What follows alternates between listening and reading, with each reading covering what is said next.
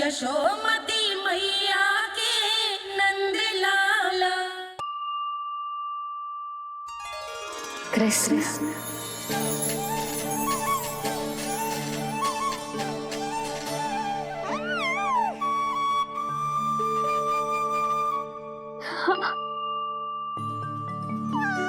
और जो मानवता के शत्रु हैं, उनके जीवन में ये नाम अशांति, असुरक्षा, भय उत्पन्न करेगा। पर सात्विक प्रवृत्ति के व्यक्तियों के लिए ये नाम शांति, संतोष और सुख का सूचक होगा।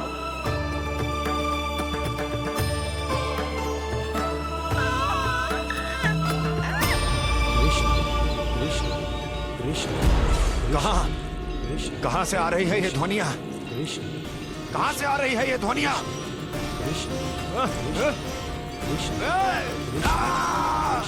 स्वामी महाराज,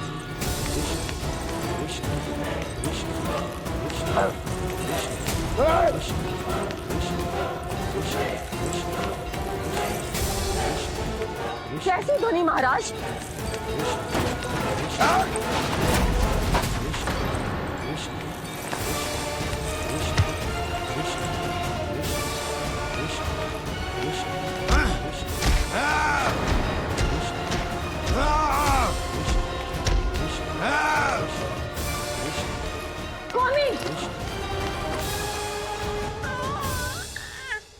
कृष्ण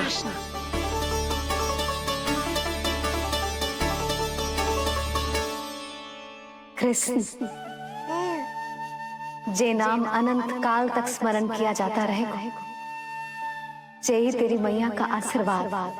संसार मुझे कृष्ण बुलाए या नीलमणि कहकर पुकारे, मैं रहूंगा तो बस यशोमती मैया का नंद लाला। यशोमती मैया के नंद लाला। यशोमती मैया के नंद लाला।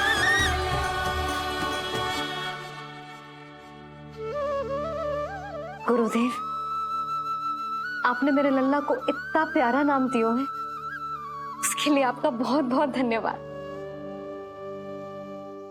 एक बार गोपियों को पता चलेगा तो देखना कैसे रटने लगेंगी मेरे लल्ला का नाम। इससे पहले कि आप सब बाहर जाकर किसी और को बताएं, एक कर्मकांड शेष है। नामकरण के बाद पिता को आशीर्वाद के रूप में कुछ न कुछ उपहार बालक को अवश्य देना चाहिए।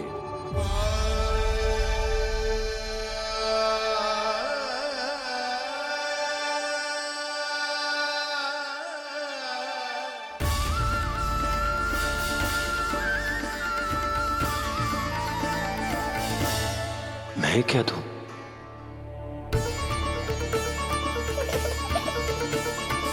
वासुदेव मेरे शिष्य हैं और उनकी अनुपस्थिति में यह दायित्व मैं निभाऊंगा।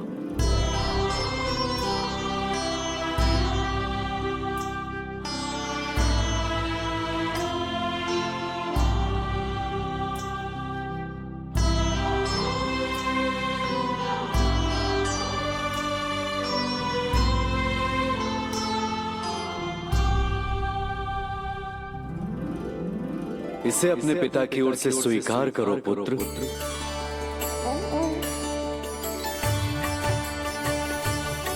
कल्याण हो।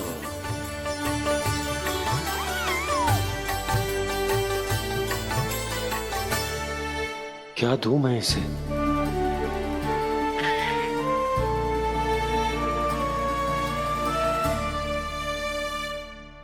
आप सोच क्या रहे हो? आशीर्वाद दो ना अपने कृष्ण को। अच्छा, सोच रहा हूं कि लल्ला को क्या दूं?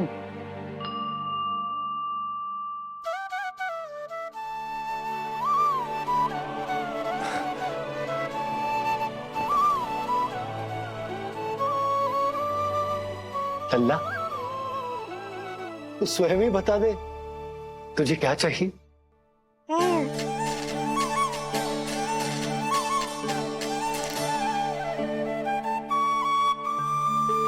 देखो जी, लल्ला ने ही आपकी उलझन समाप्त कर दी।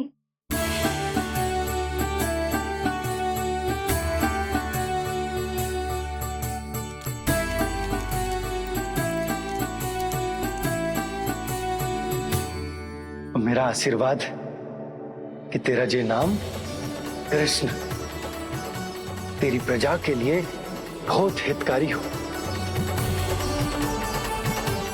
गुरुवर, आप भी इसे आशीर्वाद दें। जिनके आशीर्वाद से ये पूरा संसार संचालित होता है, उन्हें मैं क्या आशीर्वाद दूं?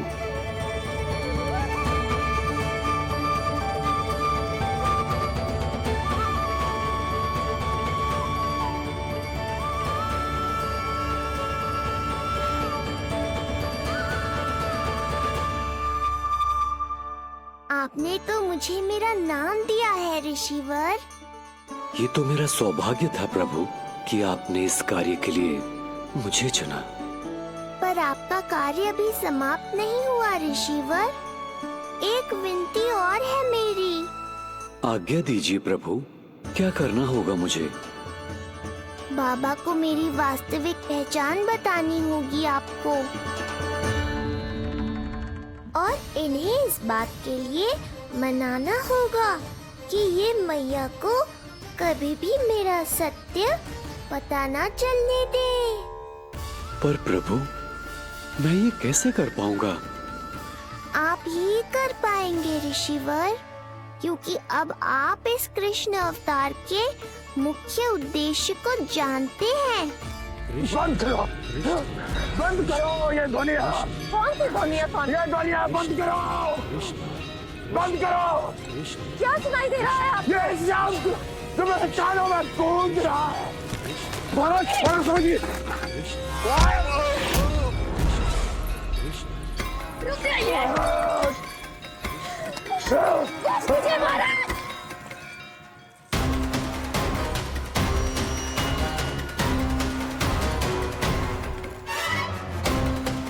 आप भूल रहे हैं कि आप मथुरा नरेश है, कंस है आप। और किसी भी व्यक्ति, वस्तु या घटना से महाराज कंस इतने व्यथित नहीं हो सकते कि वो सुदबुद खो बैठे। स्वयं को संभालिए महाराज। बंद हो गई, बंद हो गई, बंद हो गया वो स्वर, बंद हो गई वो ध्वनि। रात्रि, यूं मत सोचना कि मैं तुम्हें सुन नहीं रहा था। तुम सत्य कह रही हो। मैं कंस हूं। किसी भी व्यक्ति, वस्तु या घटना से व्यथित नहीं हो सकता। दुर्जन, जी महाराज, इस सिंहासन को पुनः स्थापित करो। यदि कोई भी योग्य इसे स्वयं सिद्ध करने नहीं आता तो मुझे पता है मुझे क्या करना है, कैसे उस दुष्ट बालक का संहार करना है। मैं भली भांति जानता हूं। ये दायित्व आपको ही निभाना होगा ऋषिवर। इससे दो लाभ होंगे। एक तो मेरे बाबा कंस के कारण होने वाली चिंता से मुक्त हो जाएंगे, और आवश्यकता पड़ने पर मेरी पहचान को मैया से सुरक्षित रखने में सहायता भी करेंगे।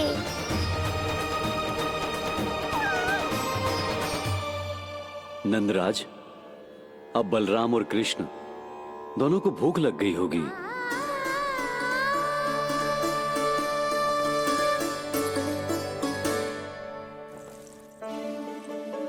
प्रणाम गुरुदेव। प्रणाम गुरुदेव।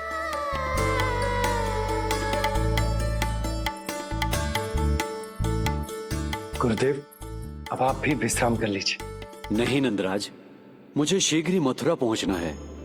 राजा वासुदेव और रानी देवकी मेरी प्रतीक्षा कर रहे होंगे।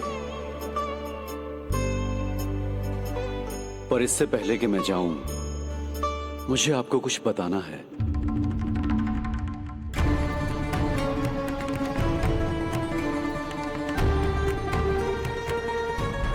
गुरुदेव, आपके ललाट पर बल पड़ गए। सब कुछ ठीक तो है ना? कहीं आप मुझे कंस के बारे में तो ना बताना चाहते? गुरुदेव, मैं जानता हूं कि कंस नवजात शिशुओं की हत्या करवा रहा है।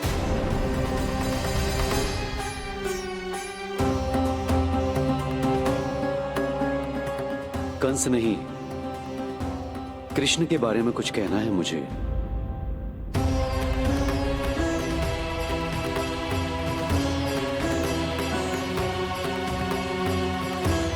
बताइए गुरुवर। मैं एक ऐसा सत्य बताने जा रहा हूं नंदराज, जो है तो वरदान, पर उसे स्वीकारना आपके लिए बहुत कठिन होगा। गुरुदेव, आप जो कह रहे हैं वो मैं समझ ना पा रहा हूं। बताइए ना।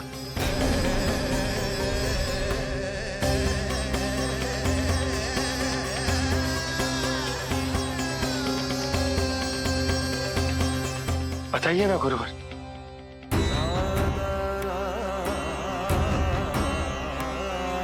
सत्य यह है नंदराज,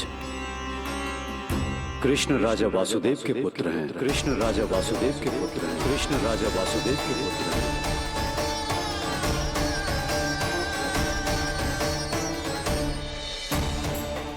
और वो कोई साधारण बालक नहीं है, स्वयं श्री हरि विष्णु के अवतार हैं। और वो कोई साधारण बालक नहीं है, स्वयं श्री हरि विष्णु के अवतार हैं।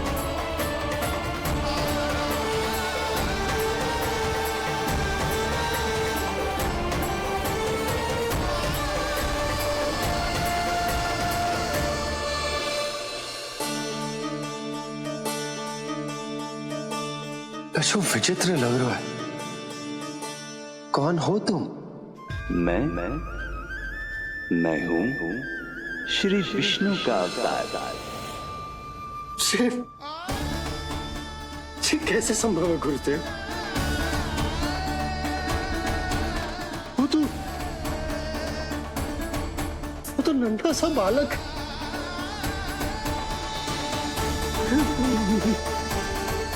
वो श्री नारायण का अवतार कैसे हो सकता है? और गुरुदेव, आप ये सोच भी कैसे सकते हैं कि वो मेरा लल्ला वसुदेव भैया का पुत्र है? यही सत्य है नंदराज, पिछले जन्म में मिले वरदान का फल है ये।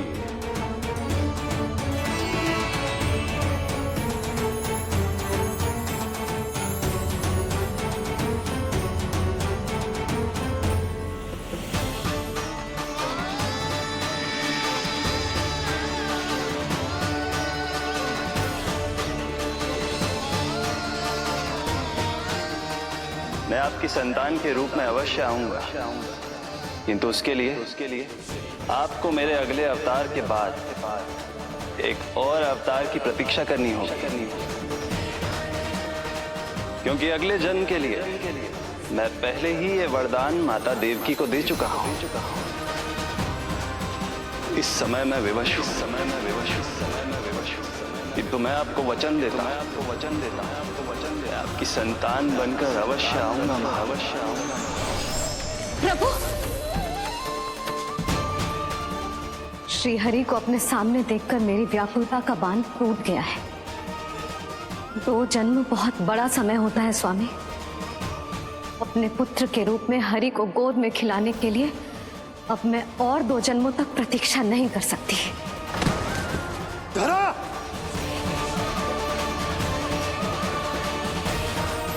माता देवकी को मैं पहले ही वचन दे चुका हूं, इसलिए विधि के विधान के अनुसार मुझे उन्हीं का पुत्र बनकर जन्म लेना होगा। किंतु आपकी आतुरता का अनुभव करने के बाद अब मैं भी आपका स्नेह पाने से स्वयं को और वंचित नहीं रख सकता। ये जो भी हो रहा है प्रभु की ही लीला है। कृष्ण के जन्म के तुरंत बाद भगवान विष्णु के आदेश पर वासुदेव जी के यहां आना पड़ा और आपकी और रानी यशोदा की पुत्री को अपने पुत्र के साथ बदलना पड़ा और इस तरह कृष्ण आपके और रानी यशोदा के पुत्र बन गए।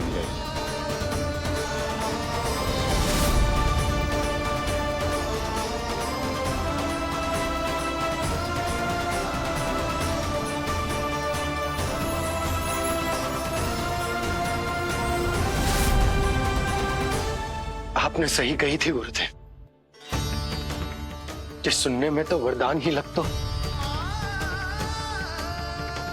पर इसे स्वीकार करना तो ही कठिन। जब यशोदा को इस बात का पता चलेगा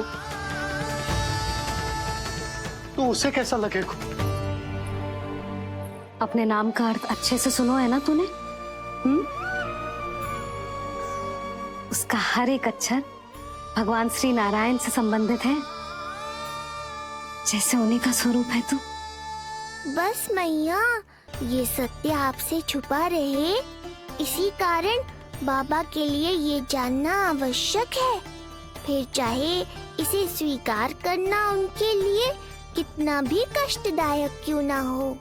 नहीं नंद, ये सत्य उन्हें आप नहीं बताएंगे। स्वयं प्रभु ने मुझसे कहा है, किसी और प्राणी को इसके बारे में भनक तक नहीं लगनी चाहिए, और रानी यशोदा को तो बिल्कुल नहीं। गुरुवर, कंस के आक्रमणों की जानकारी यशोदा से पहले ही छुपाकर रखना कठिन था। अब इतना बड़ा सत्य मैं यशोदा से कैसे छुपाऊंगा? आपको छुपाना ही होगा नंदराज, यही प्रभु की इच्छा है।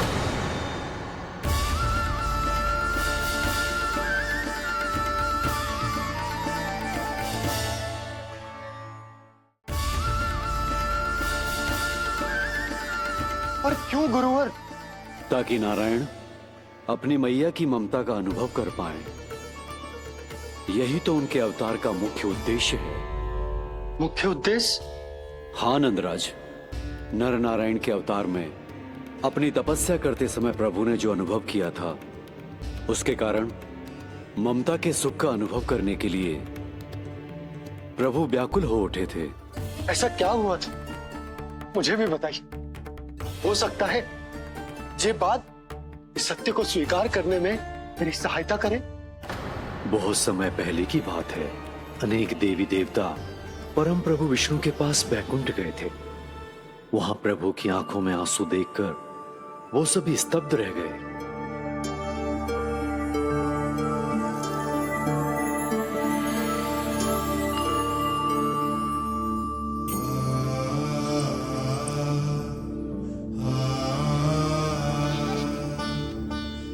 प्रभु, आपकी आंखों में आंसू?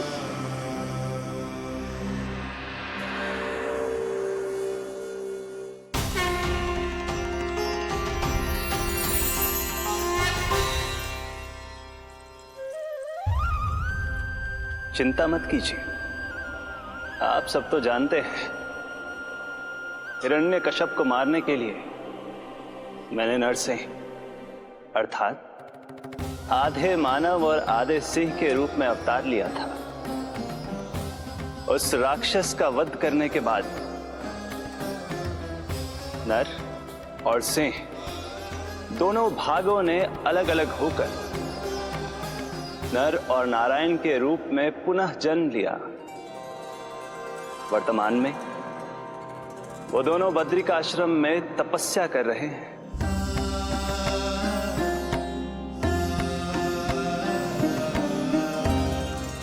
आज उन दोनों ने कुछ ऐसा देखा जिसने मुझे भी भावुक कर दिया।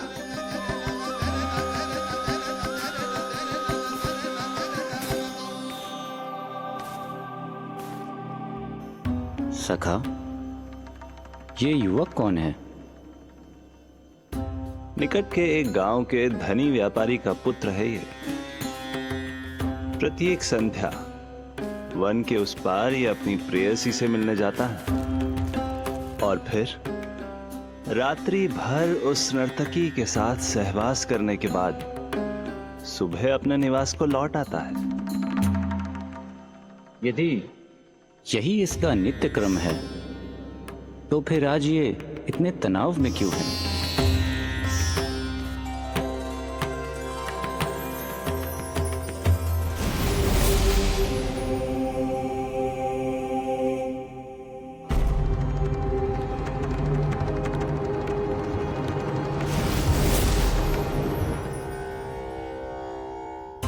कल रात्रि प्रेम क्रिया के मध्य उस नर्तकी ने इससे पूछा, ये सबसे अधिक प्रेम किससे करता है? जब इसने कहा तुमसे, तो वो बोली, तुम्हें अपने प्रेम को सिद्ध करना होगा। अपनी मां के हृदय को उसके तन से अलग कर मुझे सौंपना होगा। मां का हृदय?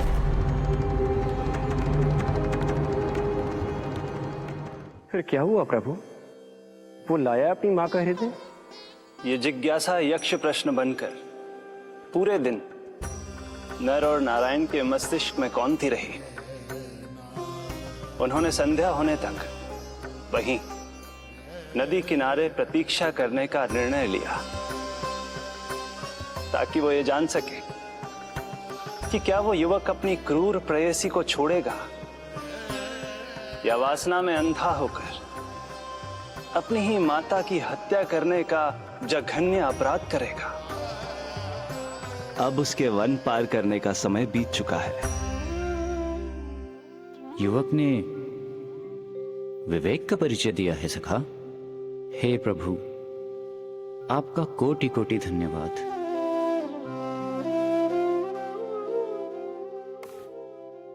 सखा,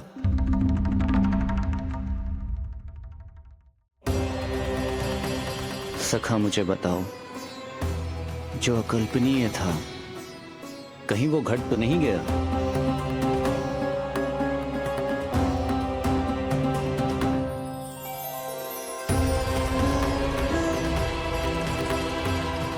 जब इस युवक की मां को इसकी प्रेयसी की क्रूर मांग के बारे में पता चला, तो जो उसने किया वो इस समस्त संसार में केवल एक मां ही कर सकती है। बस इतनी सी बात?